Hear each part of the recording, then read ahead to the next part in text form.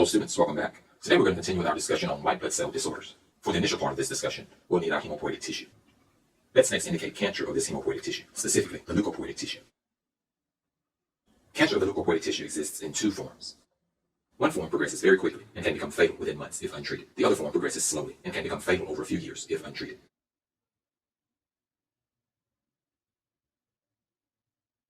Shown here is our first form of this cancer.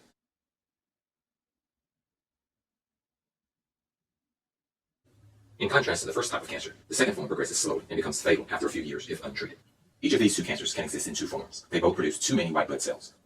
Shown here are white blood cells. If the cancers produce mature white blood cells, the problem would not be as bad. However, the problem is that the cancer produces the immature white blood cells, or the blast cells. And so shown here are our mature white blood cells. Let's distinguish the blast cells from the mature cells. The cells here represent the blast cells. I will use a letter to indicate each type of blast cell. Here we have our lymphoblast, our basophilic myeloblast, our monoblast, our neutrophilic myeloblast, and our eosinophilic myeloblast. And shown here are our immature white blood cells. Each of these types of cancer can either produce too many lymphoblasts or too many of the other immature white blood cells.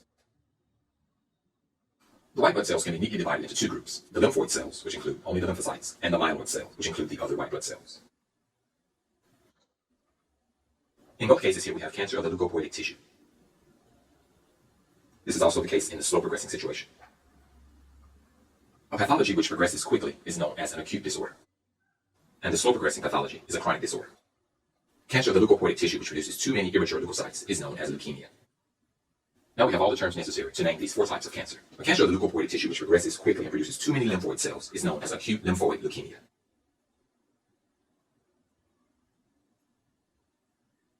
And the acute leukemia affecting the myeloid cells is known as acute myeloid leukemia or acute myelogenous leukemia. So the two types of acute leukemia or acute lymphoid leukemia, ALL, also known as acute lymphoblastic leukemia or acute lymphocytic leukemia, and leukemias affecting the myeloid cells, acute myeloid leukemia, AML, or acute myelogenous leukemia. We can also give corresponding names to the chronic forms.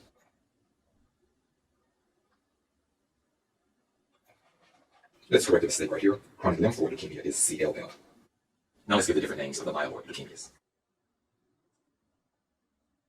For our lymphoid cells, we have chronic lymphoid leukemia, CLL, also known as chronic lymphoblastic leukemia or chronic lymphocytic leukemia. And for our myeloid cells, we have chronic myeloid leukemia, CML, also known as chronic myelogenous leukemia. One would think that with so many white blood cells in circulation, these individuals would be very resistant to infection and have a very strong immune system. Nothing could be further from the truth. Because these white blood cells are immature, they cannot aid in immunity, and these individuals become extremely prone to opportunistic infections.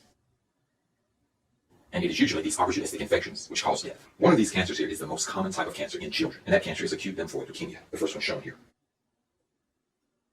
And of course, great research effort goes towards finding a cure for this disease. And so this concludes our discussion on white blood cell disorders, our discussion on cancers of the leukopoietic tissue, and it also concludes this lecture. I hope that you learned a lot.